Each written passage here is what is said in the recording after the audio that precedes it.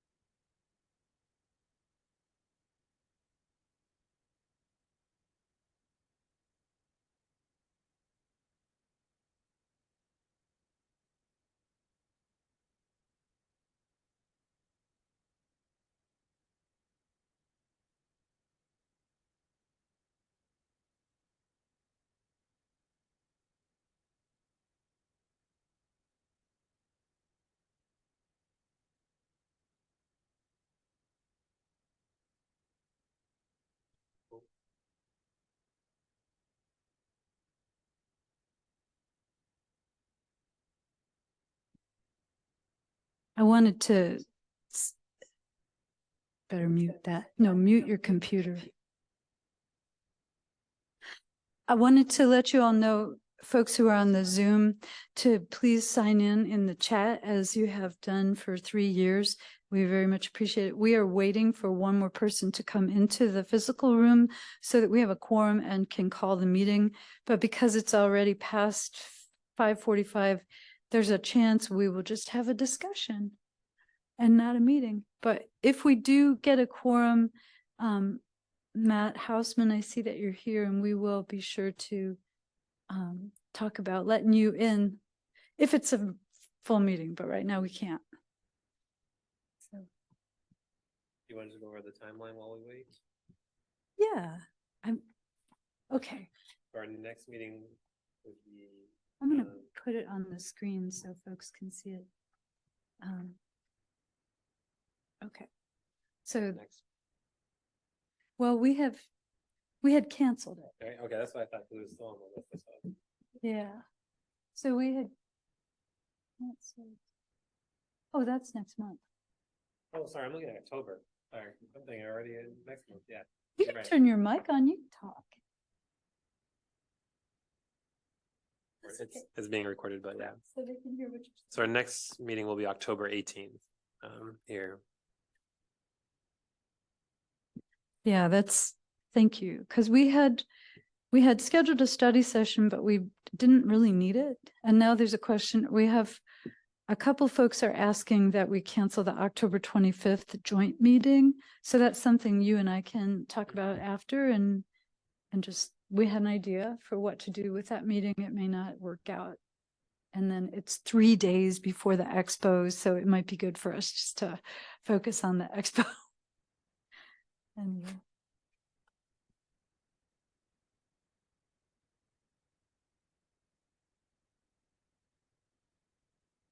Yeah, and I wasn't going to have any comments other than I hope everybody is feeling okay. I know everyone gets better who's sick. I know it's that time of year. All the kids are back in school. All the germs are spreading. There's less sunlight. Make sure everyone takes their vitamin D. Help fight off infections.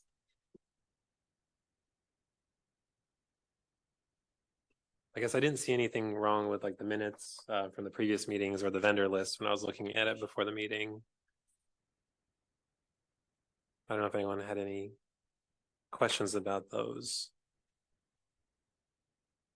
So we are going to have a board discussion for you all on the Zoom. We do not have a quorum right now, so we're not calling a meeting. So we're not going to take action on anything, but we will discuss. Okay.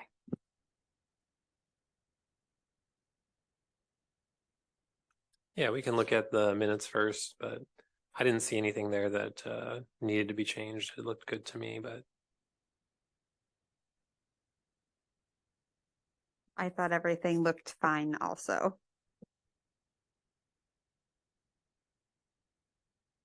And then we can go on to the vendor list.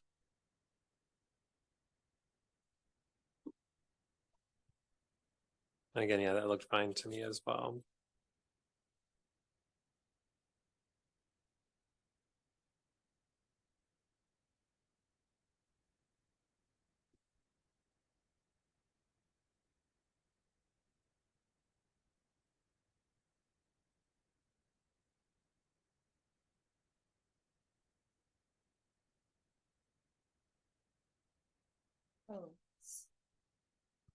Hey, Stephanie, why don't you talk to us through the Zoom? We can hear you.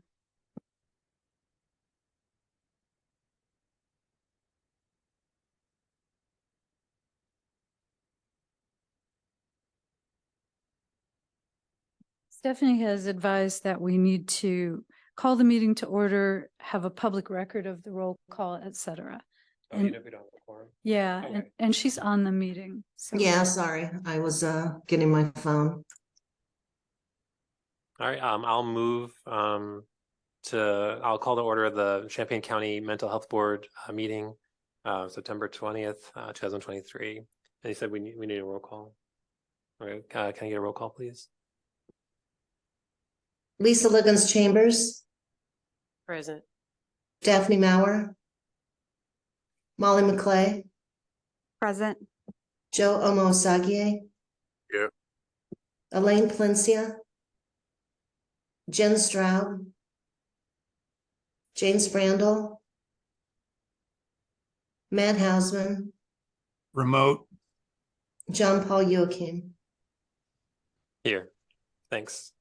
So with that, we're not gonna have a quorum, so we are going, like I said, we're gonna have a discussion today of the items on the agenda. We won't be able to take any votes on anything, so we'll just go through what we can and then save everything for the next meeting. Obviously, we'll probably have to do a special session for one of the items that is more time sensitive. I'll make a suggestion about that one when we get to it.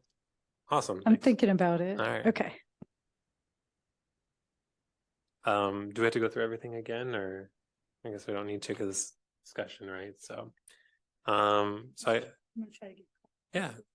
So the next thing was the staff reports, and basically, you know, it seems like everyone has been very busy since the last meeting.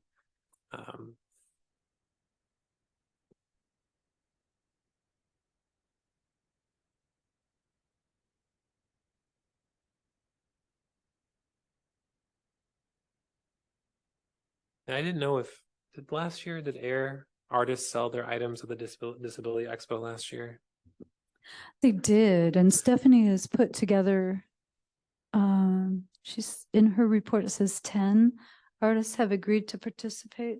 So just so you all know, all of the staff are on the, either here or on the Zoom. So if you have questions about this, you know, people will probably be able to answer, but I see it right there.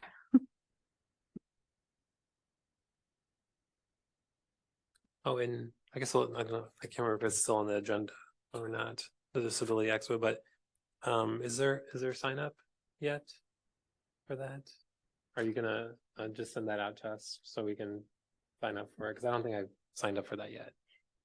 Chandra, is the volunteer sign up available yet, or are y'all still putting that together? They were looking for lists of specific tasks, so they put it. Yes, we do have it available.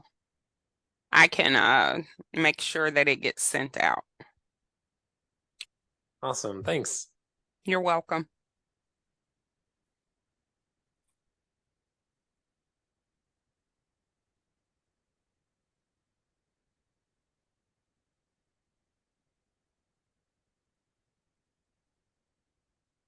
With that, we can move on to the new business. And then, so the first thing is the mental health board's allocation priorities and decision support criteria. So there's no action needed on that, but if you want to discuss that a little bit. So there are 3 of these now. There's one specific to the DD board, which they received today. Then there's this one specific to the mental health board, and then the DD special initiatives one. So you have two priorities documents in your packet, since you have authority over mental health board fund and the DD special initiatives fund. We worked on these, like DD special initiatives first, then the DD one, and then the mental health board one. So there's a lot of overlap. There's sort of an evolution of certain ideas through them.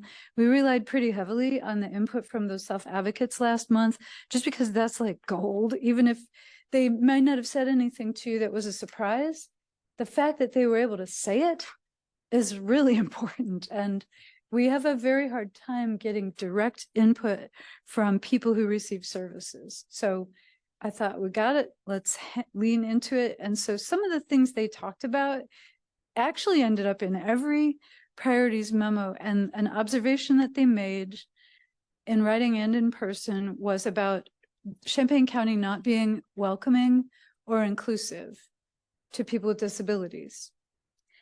And since that, I've also heard from some provider agencies who are, you know, still having a difficult time recruiting and retaining staff, that one of the problems is that Champaign County is not a very welcoming and inclusive community. So that is a really important observation for us to hang on to and share with our other partners who have anything to do with the attitude and culture of Champaign County. So, which I think we all do. So anyway, just like, so that shows up in here a lot. Leon and I talked about this quite a bit. We did not change the broad priority categories for you to consider for PY25. We kept them the same as PY24, and those have been roughly similar across years. But we did change the shape of them, underneath the title quite a lot. So, and sort of to take into account some of the things we've learned this last year, like it's, we're still learning from the pandemic, and some of what we're learning is a little bit of a surprise, like the withdrawal of funding for domestic violence programs, the state and federal funding for those, kind of drying up was really a surprise. And for a community like ours, where there's so much data showing that is a particular problem here, and it's costing, other publicly funded systems a lot of money, and it's costing people their health and wellness. So we maybe kind of beefing that priority up a little bit. So that's just an example. Anyway, this is a first draft. We've sent it out to a whole lot of other people for feedback. We've already gotten some feedback, mostly in the nature of, this thing is important to me, thank you for putting it in there, or, build this up. But no like corrections or objections yet.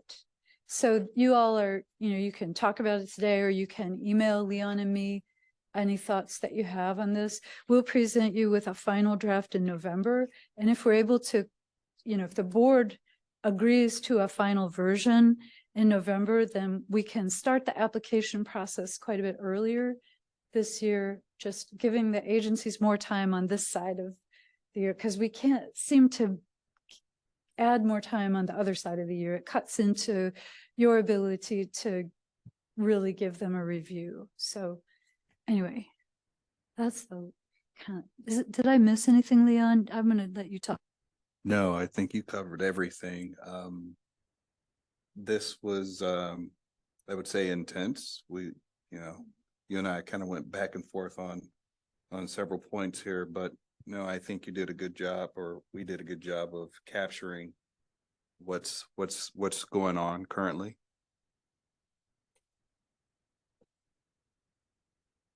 Yeah, I mean, I think, when we had the advocates come and meet with us at the last meeting, I think that was very valuable. And, I think it would be nice for other boards, like the city of Champaign, city of Urbana, Rantoul, to have meetings and talk about what they could do on city levels and township levels to make it more welcoming. Obviously, the county board can do that as well. For our funds, we have the Special Initiatives Fund. I think it'll be interesting to see what things come up that we can discuss, what applications come up that we can discuss funding that may be helpful, at least in bridging some of that gap. And so it's something that probably will take a lot of more advocacy and a lot of work with several agencies and boards to hopefully change that situation here in the county. But yeah. Thank you. That's a good point. We also kind of have the reality behind it of service capacity. Like if the agencies that you're currently funding are having a hard time retaining and keeping staff in all sorts of different roles, is that going to get easier with, the state does not have a positive budget forecast for next year. So, and, I've been warned by the previous budget director here to expect lower increases or even no increases in the future. So I don't know how we meet an increased demand and a wider variety of service needs without a qualified workforce. And if we can't pay people for their work, so I think those things are still really real, and I won't be surprised if we don't get a lot of applications for special projects in the special initiatives. One thing we spent a ton of time on this. The best value, this set of criteria used to be called overarching considerations. And then we thought, why don't we talk about what it really means? This is how you, with whatever you're applying to do, these are the extras that we want to see that will help us understand like what's a good value to Champaign County, and financial clarity and relationship between the services that are proposed and the money to be spent. It's super important. Then like putting people first in their own service planning is, that's kind of hard to do in all the sectors, but it works better. And I mean, we have lots and lots of evidence in this community of what happens when you don't let people guide their own service plan. So, I mean, they stop showing up for services, for one. So then there's the role of stigma, and we did sort of put these into an order of like most important. I missed disparities in access and care, and that's really huge. And that is, thanks to the self-advocates for talking about that too. And then later on in our list is the that hopefully that services would not be disrupted again by a public health concern, since especially services to people who are not very well connected in the first place. And then in the unique features, which I think all of the programs do a good job of explaining what's unique about them, but it's the kind of other stuff that we want to build up. And then these the expectations for minimal responsiveness are slightly different. Process considerations are almost the same as prior years. And then for all three priorities documents, that whole thing from best values on down is identical. So anyway.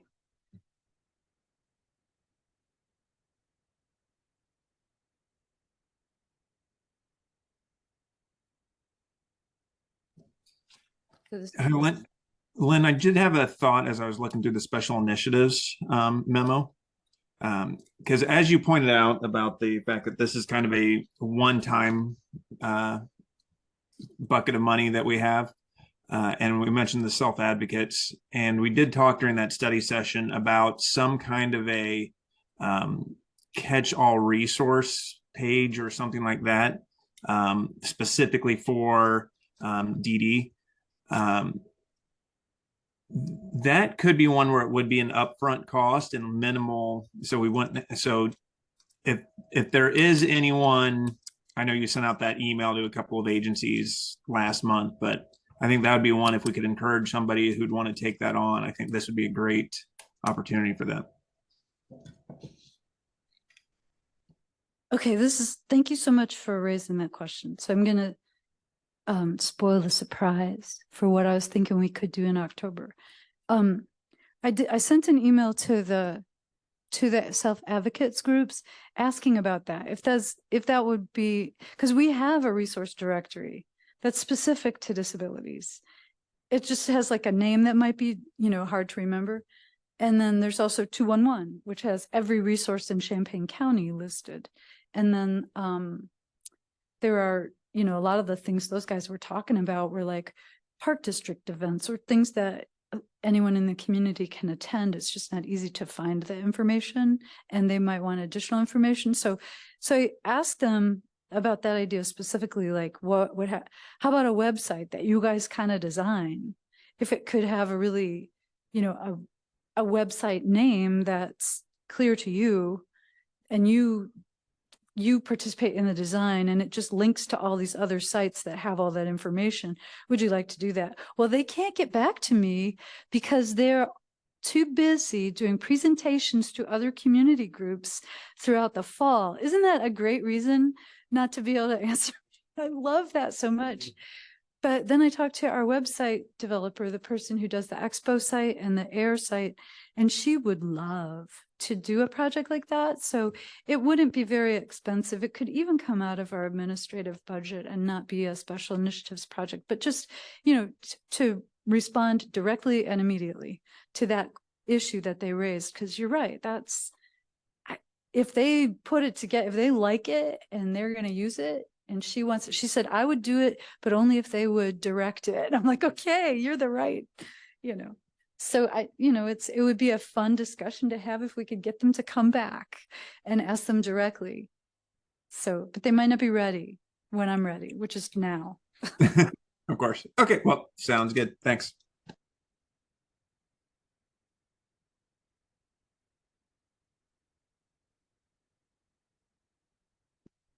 All right, I think we can go on to the allocations charts on 94 through 124. That's like the most fun I've ever seen. It's just very easy to digest, I feel like.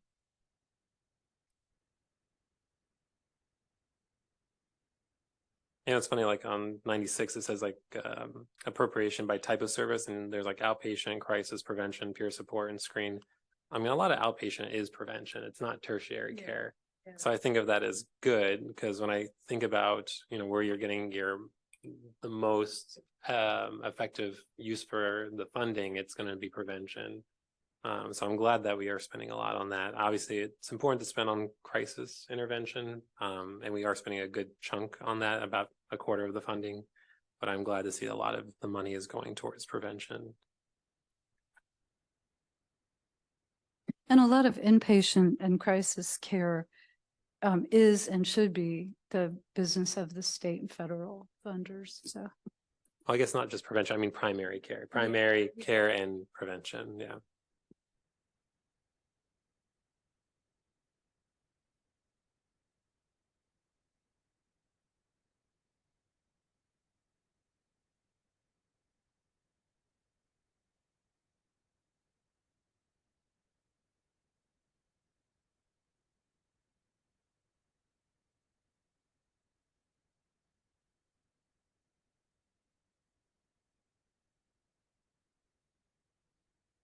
so if you're looking at the revenue charts, I was thinking like, so nobody's asked so far, and maybe you all aren't even going to ask like, why?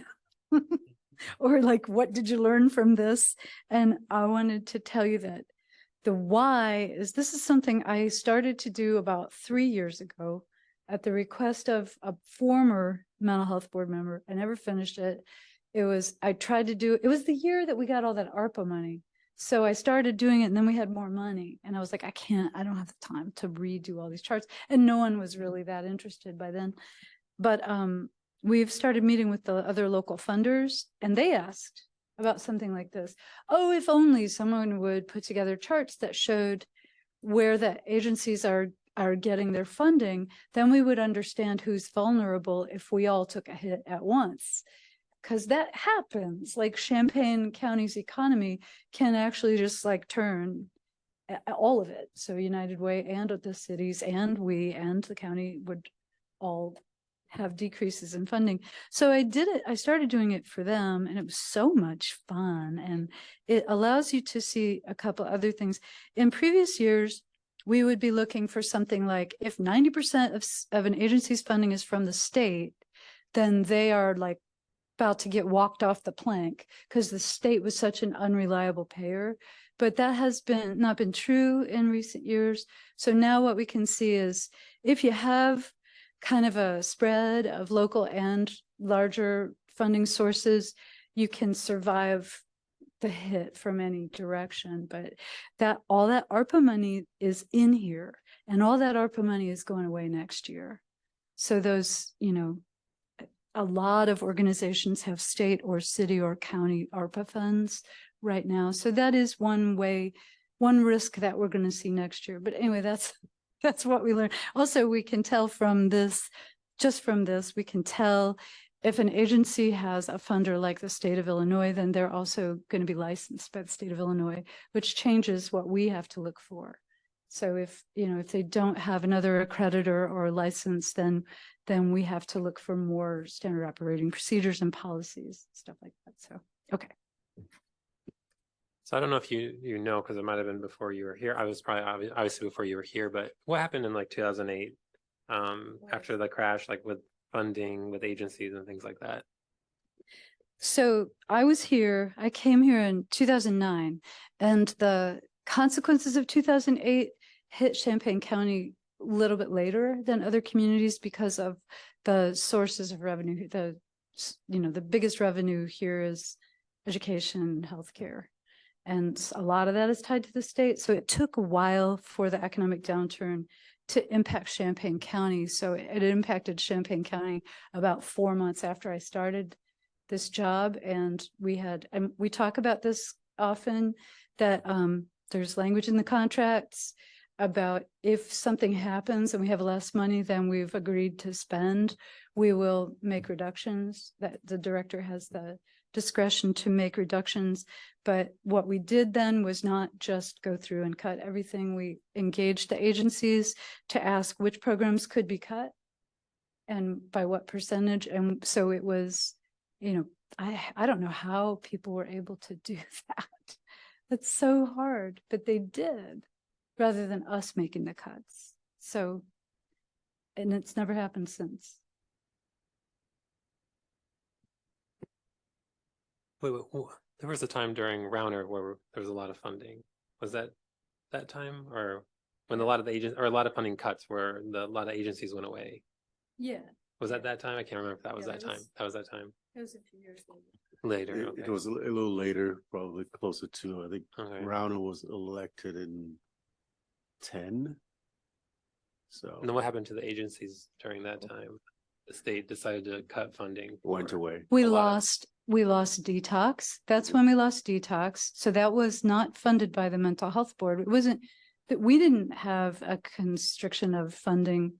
The agencies lost funding from the larger yeah. sources. So it was detox and maybe other substance use services. You guys were involved. You might know better than I where those hits were, but I think there were also, we lost youth programs like the area projects. Yeah. And what the Rauner administration did was a review of contracts by name. And if the names weren't obvious or looked like just fluff, they just eliminated the programs. So what did they call it? It was a psychiatry add-on. I can't remember what it was called, but that was lost. And so the mental health board moved some money into psychiatry. We had not funded psychiatry because that is like, lots of payers cover psychiatry. What was that called? Like every community or every community mental health agency had some money from that grant line. Mhm. It was like Psychiatry Plus or something like that. I wish I could remember, but so that was eliminated. I think some autism programs were eliminated, at least temporarily. And so anyway, so the mental health board filled in that one gap, the psychiatry.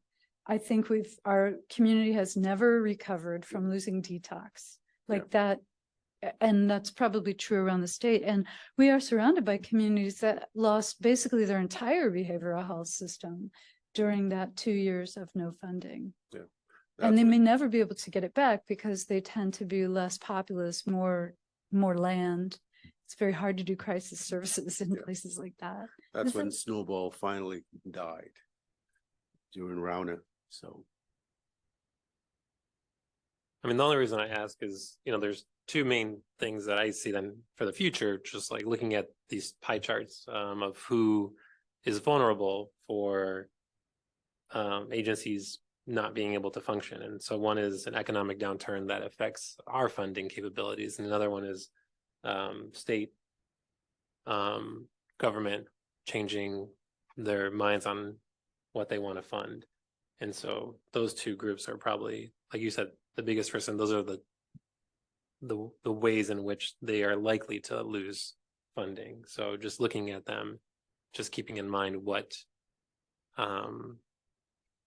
we want to try to fund and keep thriving as long as we can, but just knowing who's going to be the most at risk, like you said. We met yesterday, the State Association Legislative Committee met yesterday, and we had an update on the state budget. And one of the things they were talking about was it's not looking good for restoring those domestic violence funds.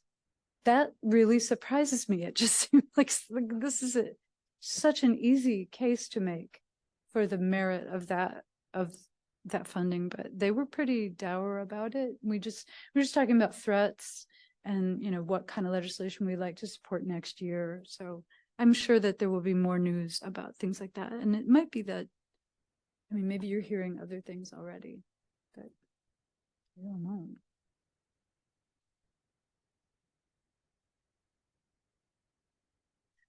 There is a steep rise in this state and a bunch of other states in referrals for forensic evaluation, psych evaluations, and other systems that are less familiar with community behavioral health, like are coming up with solutions such as, well, we'll just hire a psychiatrist. And so then the response is like, if there was one hanging out, like secretly waiting to be hired, they would be working.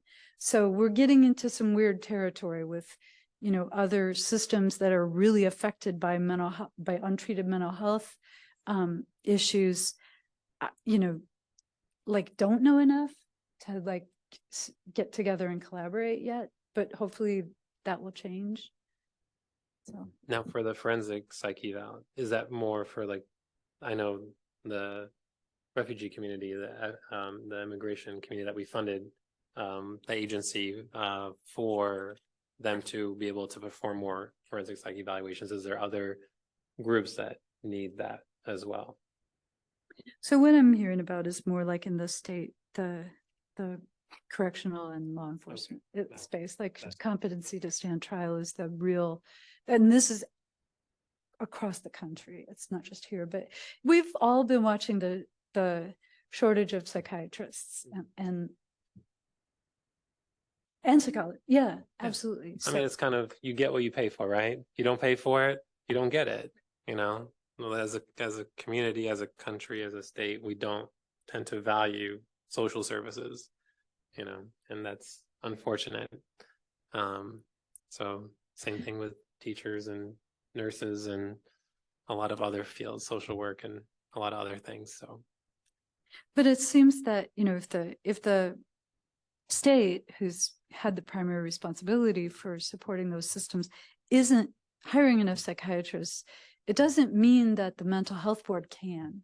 And there may begin to be more pressure on you to fund things that aren't happening, but they're not happening not because there hasn't been funding for them, they're happening because there's not staff. So I think that's a really great threat as well. Yeah. I mean, I think the other thing too is people that, so if you look at doctors, like psychiatrists are one of the lowest paid of doctors. It's usually like psychiatry, primary care, like family medicine, pediatrics, adult medicine, they're the lower paid. And then it's everybody else, anyone that does anything surgical, dermatology, radiology, they get paid a lot more. And when you go into med school, especially nowadays, like, especially in the state of Illinois, like when I was in school, it was between $250,000 to $400,000. Most med students would go into debt. And so, yeah, you're going to make six figures as a psychiatrist. But if your interest rate's 7% on $300,000, and that's not including undergrad, and you're making $120,000 a year, plus you got to pay for living expenses, you're losing that on taxes, and then the interest rate, it doesn't make sense. It doesn't make financial sense for you to do that when you can go and work in private practice and make a lot more money. And so then working for as a physician where you're seeing Medicaid patients and getting paid a lot less and being reimbursed a lot less, you have a less of an incentive. And even if you want to do it financially, it strains you until you're able to pay off your loans and be able to survive. So once you have no loans, then it's fine. And there are some repayment programs if you work in like a rural setting or some other settings, but that payment program or those programs are usually, you have to, like when I was in med school, you had to already commit that you were going to work in a rural setting, for example. And if you ended up changing your mind later, you had to pay it all back right away, which you can't do. So then you had to go get like private loans somewhere else. Yeah. And so it's not some of these things aren't realistic. And so if you go work somewhere else in a rural setting, you may not have the support you may need. You may not want to go work in those areas because you're not from those areas, and so it's just the lifestyle after you've already been in school for all until you're 30 years old to go work somewhere that you don't have family, you don't have friends. It's just not, there's not an incentive. There's all those things going against that. So we have a system that doesn't really care about the public good. And so that's what we're reaping right now, because the public good means we all put into it and then we're supposed to benefit from it. But until we want to change the overriding system, and which I don't think we have the stomach for, we are going to, if you need services and you can't afford services, you will do without. And I think something else we need to look at in the community is the hiring of minority staff. I mean, for example, there are, psychologists of color in the area not able to gain employment. I live in Champaign. I'll put this out in the public, but I don't work in Champaign County, for example. And I think school districts here, community agencies, they need to be open, to hiring staff who do not fit a certain profile, which is one of the problems. So it's low pay, but it's also a lack of wanting. It's different when, agencies say, yes, we want diversity, but then the diversity is here and they ignore it. They don't hire us. They turn the other cheek. They hired a person who's non-minority. So if we want to get to the heart of the problem in the area, well, one of the problems is, if you're a minority psychologist, even at the PhD level like me, you're just not able to get hired here. So if we're going to put it all out, what's going on in Champaign, that's a huge part of it. The diversity element, they don't want the diversity, and that is a problem throughout, the country in general. There's this, statement that I hear a lot. There's a shortage of school psychologists. There's a shortage of psychologists. There's a shortage of psychiatrists. So we're here. And everybody, when I read research, different news media, I just corrected someone in the New York Times who said, there aren't enough minority psychologists. And I corrected him and said, yes, it is.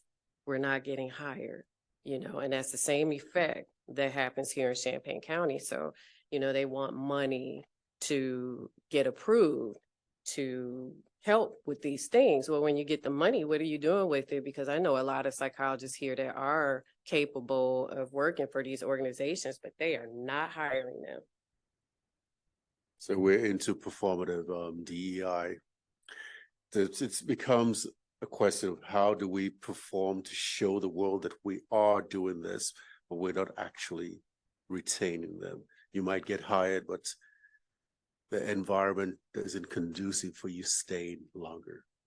And so if it's performative, it's not helping us. Well, I have a lot to say about this. Sorry, guys. I mean, I want to piggyback off of that. That's right. Because I actually had an organization, a director in the area tell me, I don't know what to do with you. I just don't know what to do with you. I've never worked with anybody Black before, so I don't know what to do. So it does still happen. Yeah. And this was just, 2-3 years ago. And I kind of thought, now, wait a minute, this is not 1970. I'm sorry, but, I put these things out there because this is exactly what we need to discuss. We need to put these things on the table. If you want more assistance with the number of, incarcerated individuals who need these forensic evaluations, then you have to be open to hiring those of us that can actually do them.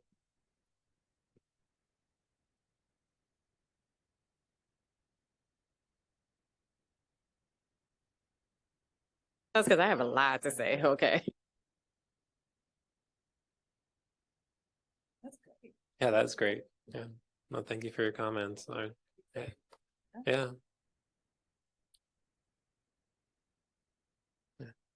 You can keep going, yeah. It's a shame, isn't it? Mhm. I do you know want the the audience is like, competency- get her off of the mic. Do you want to do No. competency evaluations? I think the state actually does need to put some money into that. What I've heard from the statewide behavioral health administrator for the courts, for the state courts, is that there's a steep rise in the need for forensic evals and specifically competency. Only if it involves children. Mm-mm. I'm not forensics. No.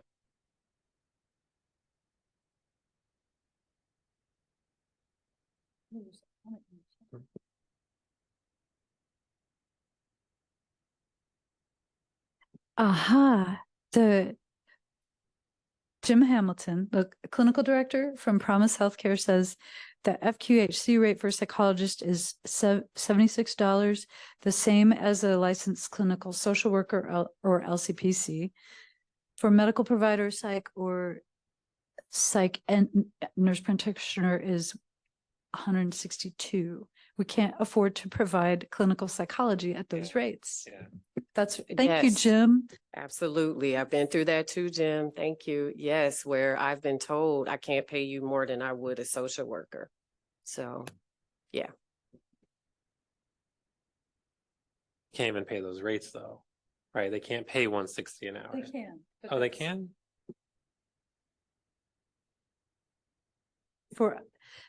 For a medical provider, yeah, 162. They can't get close to that. They can do $76. No, wait, say that Yeah. again. So are they paying so for psychiatrists, are they able to pay close to 162? Oh, yeah, that'd be good. Hey, Jim, why don't you speak to us and just to clarify?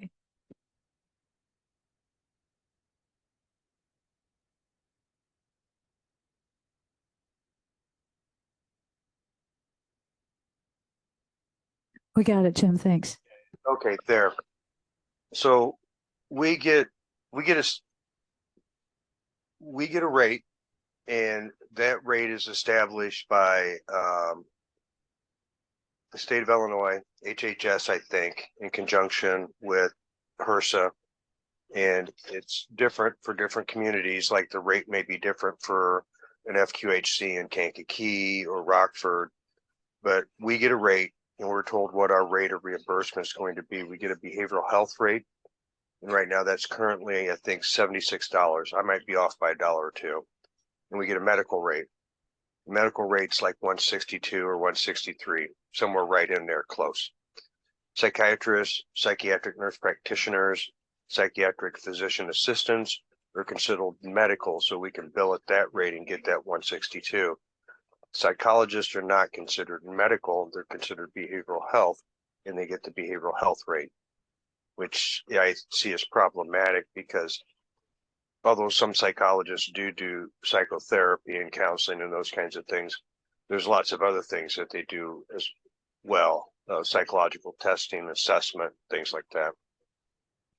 And the state requires us to be licensed just like physicians. And another reason why there may be a shortage is because of the licensing standards in this state. They are strict for psychologists. And I don't know if you all know that, but they really are very strict. I mean, it seems like the psychiatry, the physician rate is actually very good. If it's 162, but I don't know if that includes, if that's their salary or if that's what the clinic gets reimbursed, and then they take off of that for like the building fees and the administrative fees, like the staff fees, and you know. Are there rates? Yeah, that's what the agency gets. That isn't what the psychiatrist gets.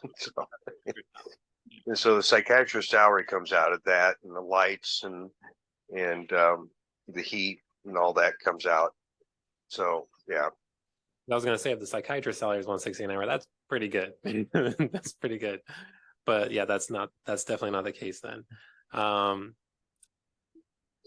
think the differences between the medical rate and the behavioral health rate overall, like, I mean, that is such a stark difference that just illuminates this continued devaluation of mental health, like in our society. But then also keep in mind that 76 an hour is not the salary of the psychologist. That's what the whole company gets. And then you have to take away the building costs, the administrative costs, like dealing with the insurance and the staff costs and the utility and all that stuff and taxes and everything. And after all that, then the psychologist gets paid too. You know, so maybe you're looking at like half or 2/3 of that, you know, not even. Right, that's exactly right. That's the agency rate and not the provider rate.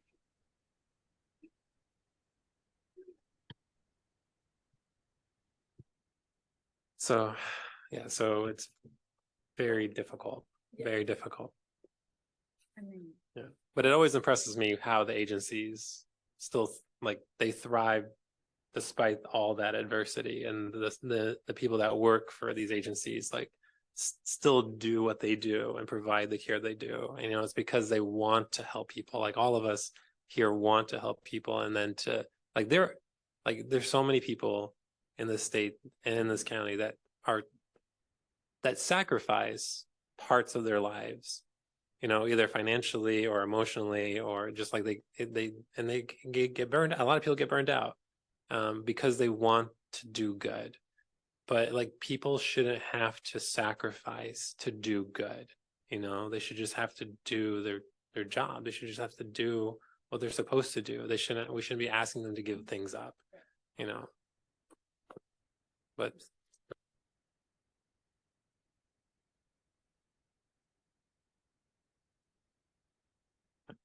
well, I don't want to get stuck on this. We could probably be here all night doing that. this is So a great discussion.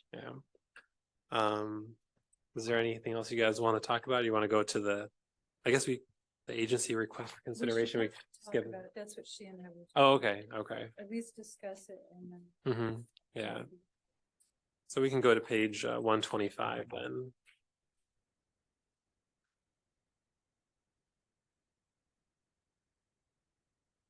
So it's the promise healthcare audit delay, agency request. Leon, do you want to, you prepared this. You don't want to. Okay, it's late. So here's what I would like to say. The agency got a hold of Leon and me quite early to let us know about this problem. This had to do with a staffing issue that they had in the financial management. So in order to prepare for the audit to begin on time and to be completed on time, they thought they were going in one direction, but then when they lost that staff person, they recognized that things weren't quite as audit ready. So they were really straightforward with us. They gave us plenty of notice. So the fact that you can't act on this today, like we will, the 2 contracts will be automatically canceled October 1st. I think it's going to be very difficult for us to schedule a special meeting before October 1st, because really the only time we've been talking about how to do that we could do it is Monday during the day. And if we can't get a quorum during the regular time, you know, this is probably a seasonal issue and a lot of people are sick. So I don't know that by next Monday it would be easier. So what I would say is like, it is a risk for us.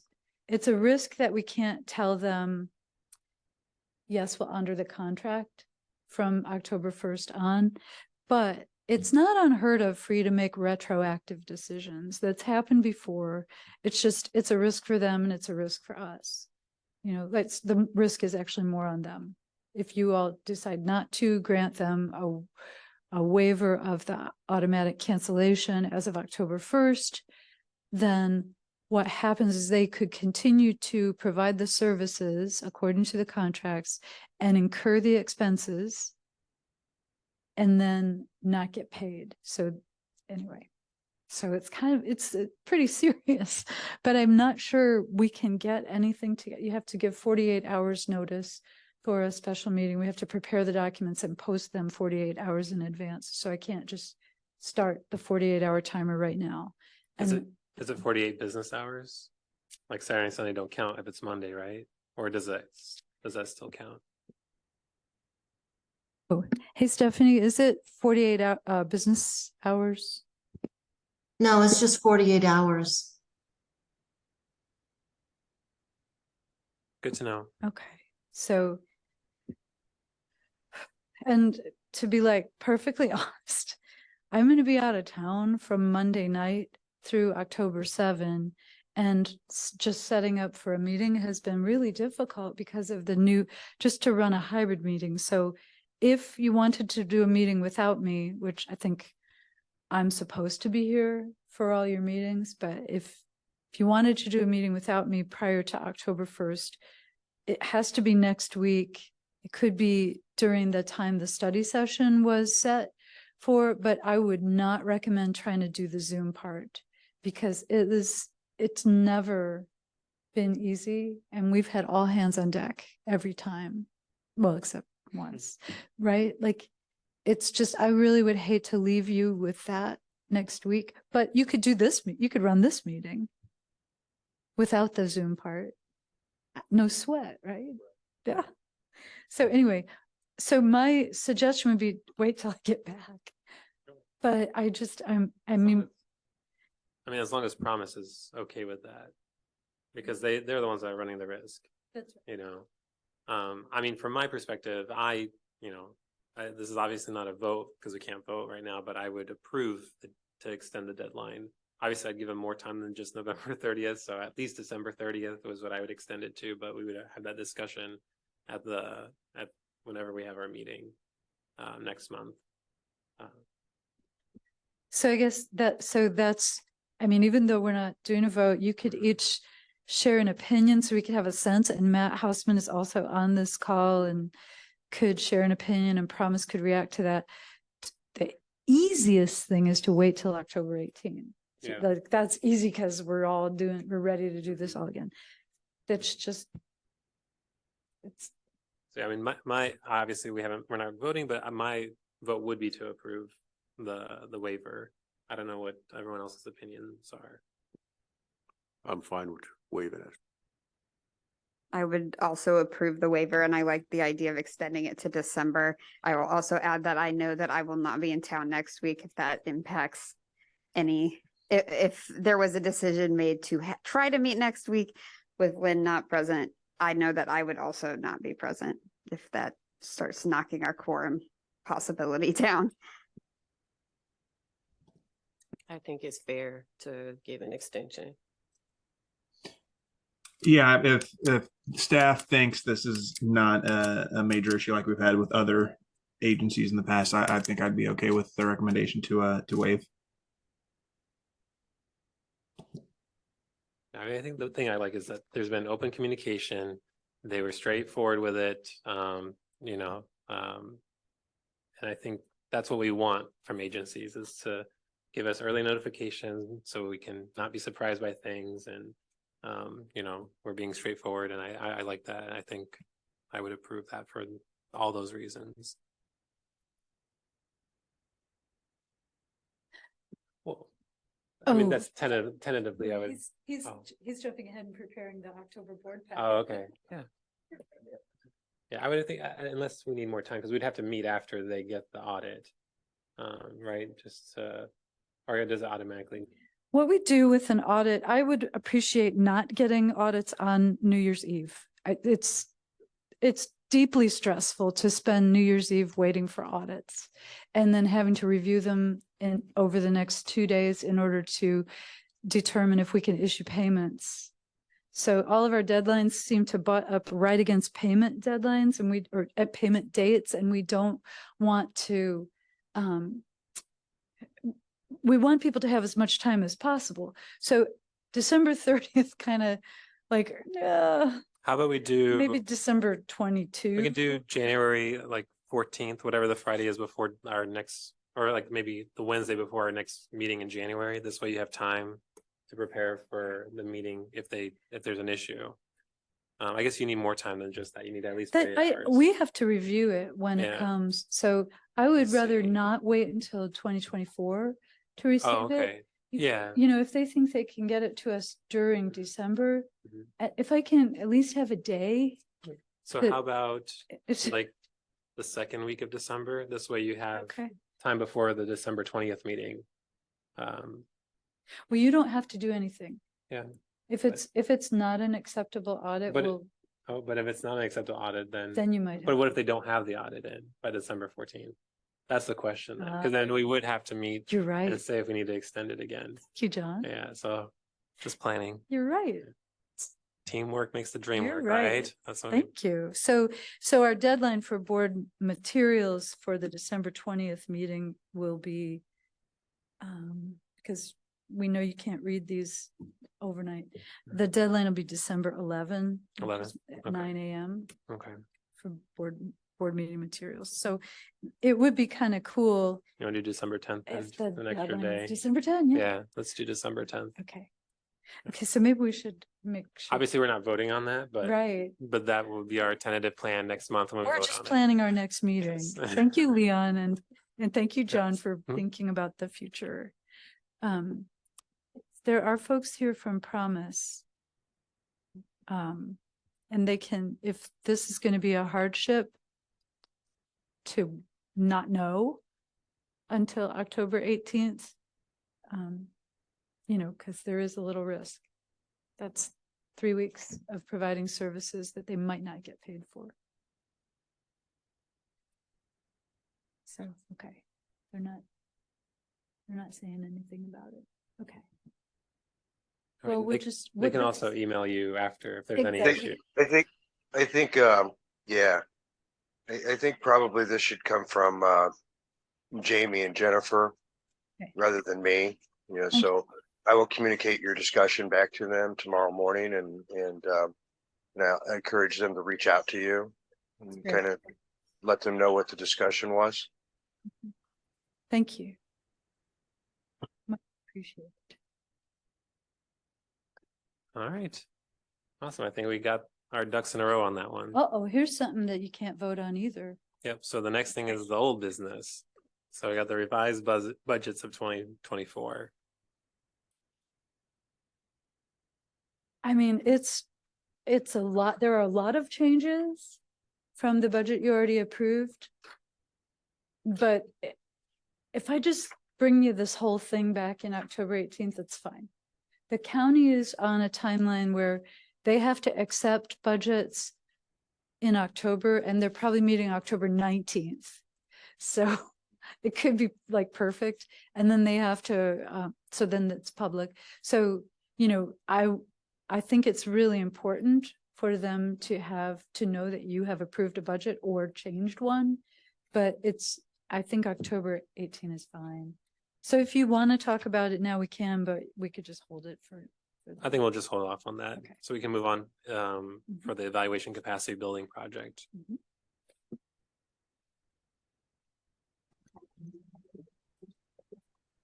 Hello, everyone. So I am Jacinda Durides, I direct the Family Resiliency Center. I'm PI of the Evaluation Capacity Building Project, and I have very short updates today. I spoke at the last board meeting, and since that time, we're planning the group level assessment, which I talked a little bit about that we were hoping to conduct. And this is a data collection strategy that centers the voice of agency staff, where they will be involved in completing a short survey to prepare for the GLA, to develop different prompts and questions that we should be asking about that will meet their needs. And then we'll host a session designed to collect that data, where actually the staff will generate the data and analyze it in the same session. And it will help to identify different needs, past successes, challenges related to evaluation, collection of data, reporting of outcomes, reports as well. And then these data and the analyses will be used to generate ideas and topics for the microlearnings that we will develop and the one-on-one intensive technical assistance that we will provide to different agencies. And those who cannot attend the GLA, we will probably submit a survey for them to at least provide some feedback if they can't attend the session in person. I don't know if you want me to pause and have you ask any questions about the GLA.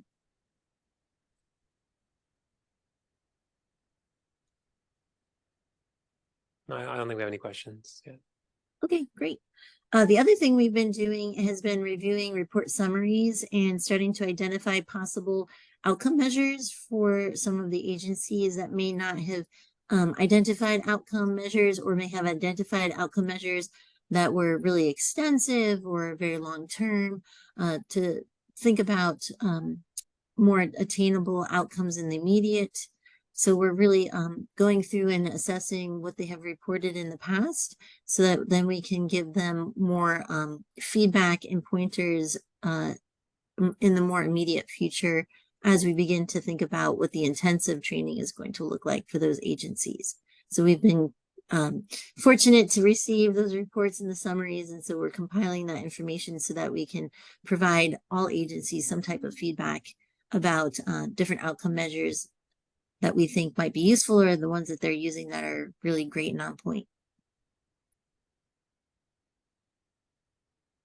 Awesome. Sounds great. I'm glad you're helping them work on more short-term goals so that they can know if they're making a positive change that they want to make. Thank you. Yeah. And so those are our updates. Awesome. All right. I think the next item is the expo.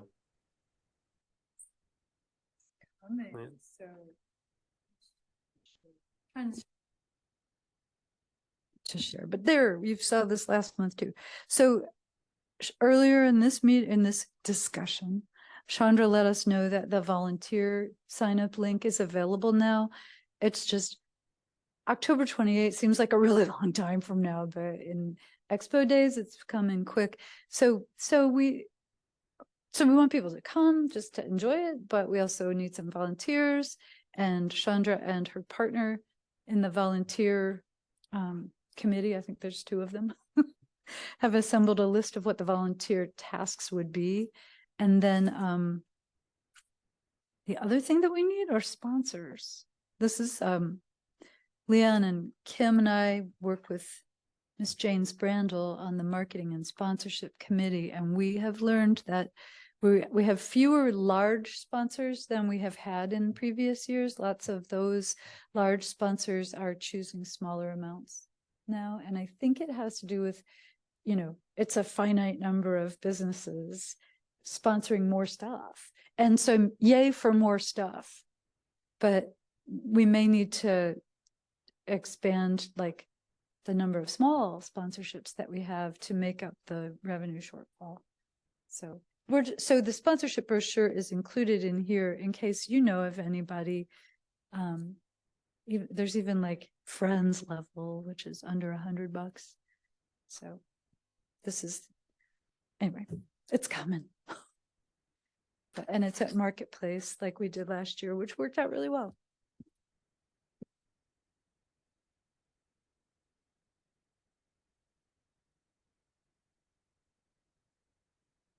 Do you already have a list of the sponsors? So we're not asking the same people who've already sponsored or already sponsoring? That is a great question. Do we have it, Leon? Sorry about that. I've not seen the list. I do know that there are approximately 54 exhibitors that are already signed up to attend. The issues are still needing more volunteers, from preparing, setting up to breaking down the event. But again, I've not seen the list. That's not to say that it's not there. I just haven't seen it. I think we can, I'm just going to ask Dylan right now. If we can find the list of sponsors, then I'll just send it out to all board members. And then you can see where we're at. Because I think they do keep a list. We just haven't seen it in a minute. Okay. Yeah, I haven't seen it. I know Jane has it. Oh, okay. Yeah. Yeah. I don't remember looking at it. Thank you. Mm-hmm. Awesome. All right. And then, oh, wait a minute. I forgot to ask, it's Halloween weekend. Is there going to be any costumes? Is there going to be candy? You can't make candy. Is there going to be like trick or treating for the kids at all the exhibits? I hope there is. I hope all of those. there's Yeah. all this candy. We can't stop that from happening, but there's costume contest. Oh, is there? Nice. I'm sure, That's a right? great question. Yeah. I mean, we wear costumes at work on Halloween, so yeah.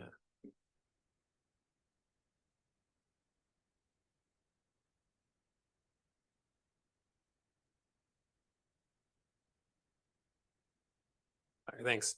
The next thing is the fourth quarter PY23 program service reports. I think it was just really good information to always have. I know who recommended putting these in here. It was Mr. Leon Bryce. Remember? Oh, okay. He put I- this together. I always feel like I know he's not here anymore, but Julian Rappaport always is good about like data gathering and getting as much information as possible. I always try to mention that kind of stuff. That's why I couldn't remember if it was him or not.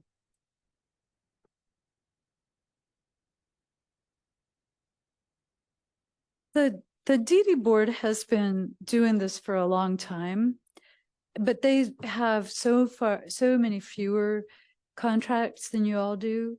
So it's a much smaller set of reports. And really, I think the big barrier for us was until recently, we did not have an easy way to print and present them. So the online application guys created this format and we like it. So it's all of a sudden it's easy. So it's really about like, does Leanne have time to gather them all? And are they all in on time? Because they were due literally one day before the board packet. And so, or no, it was 1 week. So he did it, he put it together.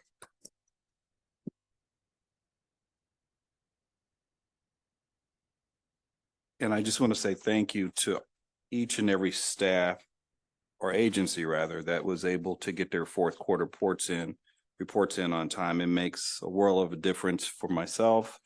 And I believe for Kim on the DD side to have those reports in on time so that we can compile this long list, this long report. But again, thank you very much. It makes a world of a difference. So keep up the good work. It's actually like this stuff is due on a Friday at midnight. And on the Monday morning, we all have to scramble to make sure everything got done in order for Chris to create payments that day. So it's way too tight of it. So when folks don't have it done and they need an extension, they can request an extension and they'll still get paid, but we have to confirm that they requested an extension.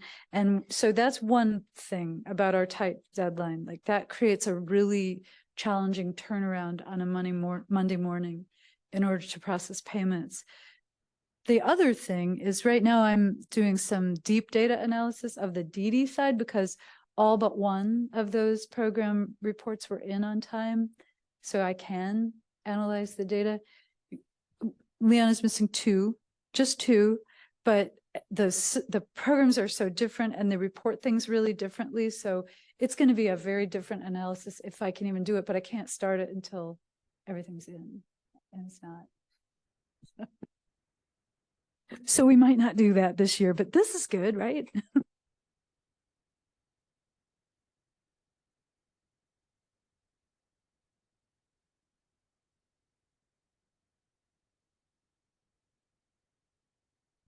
All right. Let's move on to the 211 quarterly update for Champaign County. I know we had a passing of the CEO, unfortunately.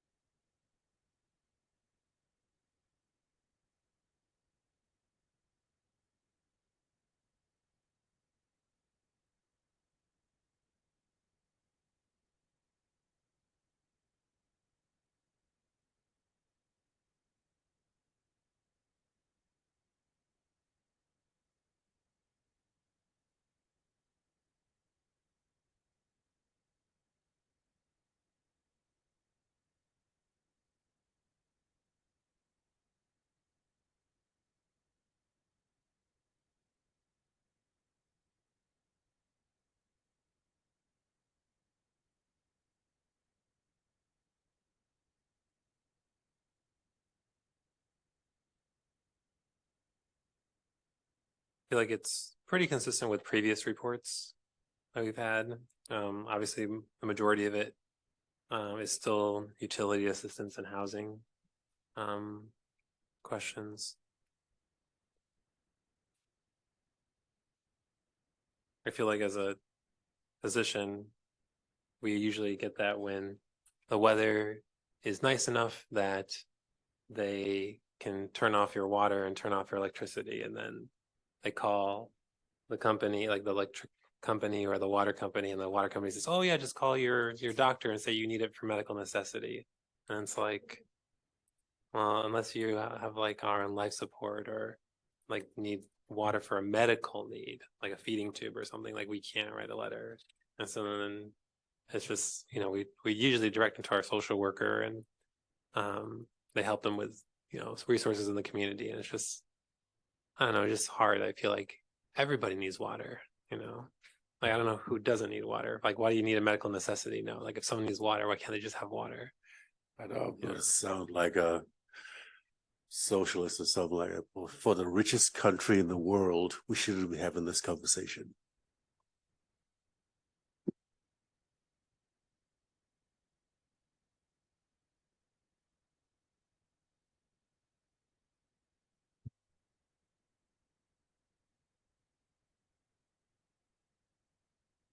I do like the stories that they put in there. Kind of just gives you at least some idea of like the kind of conversations they have when people call. You know, Humanizes it. yeah. Mm-hmm.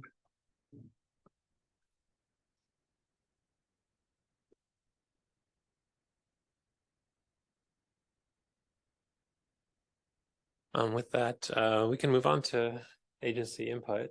If there's any agencies that are present that want to, you know, make a comment or statement, now is the time.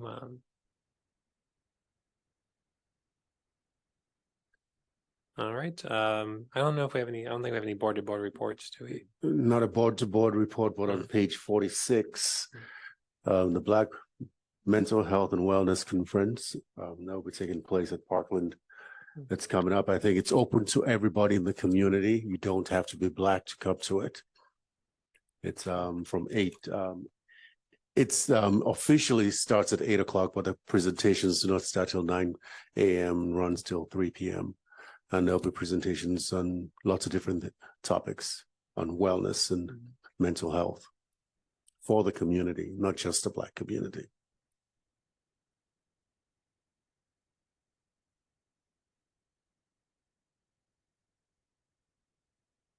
What day is the 30th?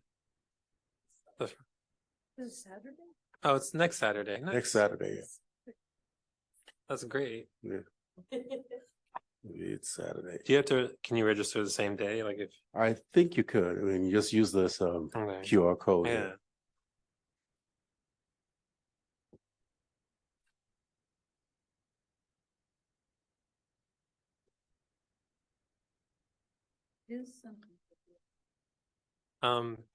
One other question. I know it's kind of going aside, but do you know for like, do you get like, is there any opportunity for continuing education credits for certain professions? I think there like are nurses and stuff. Yeah, I think there are. See if you go to the QR code, you'll probably get that information there. Okay. Yeah. Because that's usually another big motivator for some people to go and do some things. So.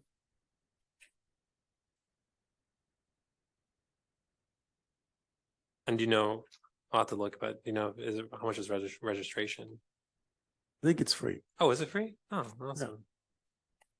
But yeah, I think it's free. Okay.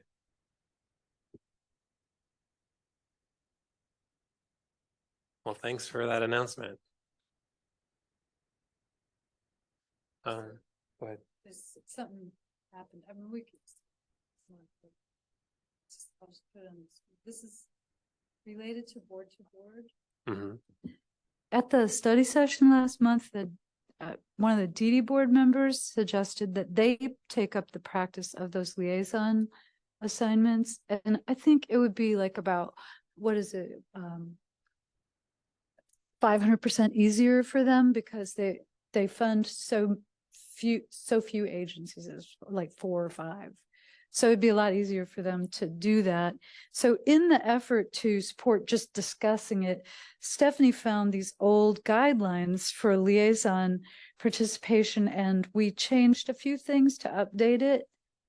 And I just thought it might be interesting for you all to see this. Like, this was the draft that she found had never been approved. This is not approved. I'm not asking for your approval. It's just kind of like something to consider, like if that's even helpful. And the way you all have been doing the board to board at this point is just as available and as interested. And I think given how many there are, I think you're doing the right thing. It's just a lot. And in previous years, even before you were funding this many agencies, staff would help to cover some of those board to board meetings to make sure they were all covered. So if you wanted more coverage, that's something we could look at again too. But just offering that as information, because we found it for them and revised it for you all to think about too.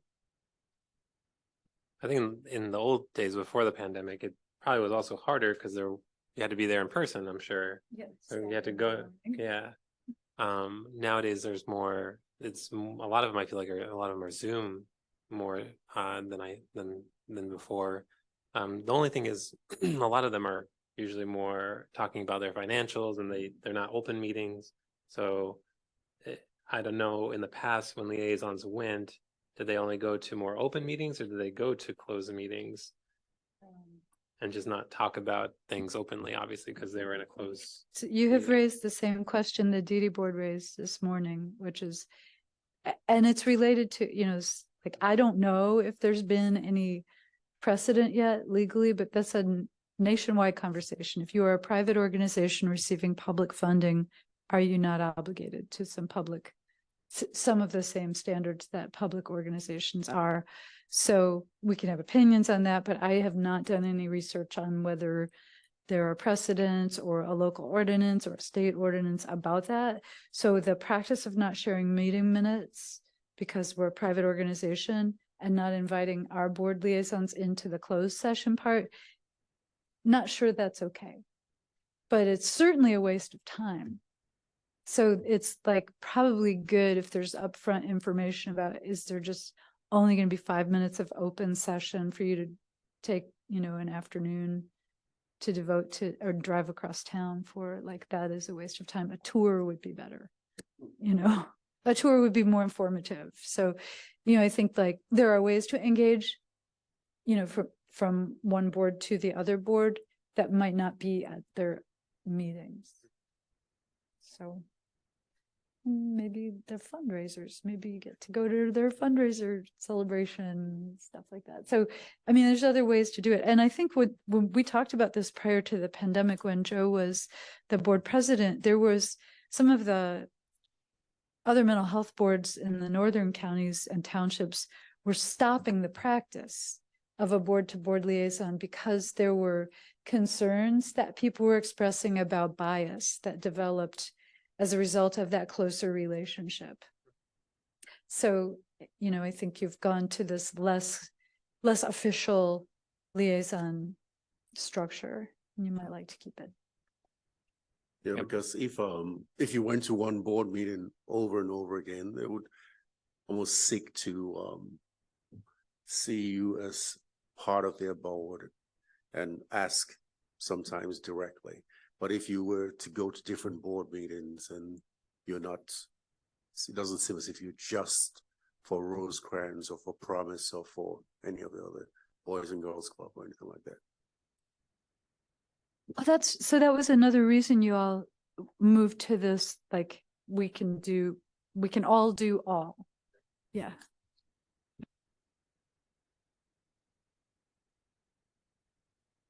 All right. I guess I would say county board input, but we don't have Jen Straub here, so she can't do that. I don't know do we have any developmental disability board input? Other than what you already told us. What I right? told you, yeah. Right. They approved their budget. Okay. So of the 3 budgets, 2 are ready for us to say to the county, we're good. And then Awesome. yours we can consider in October. Sweet. Then they had otherwise similar information and discussion to yours. All right. I guess board announcements and inputs. I feel like we kind of already did that. And then I'll just move to adjourn. We'll see you guys next. You don't even need to. Oh yeah. So, yeah. See everybody next month. Stay healthy. Yes.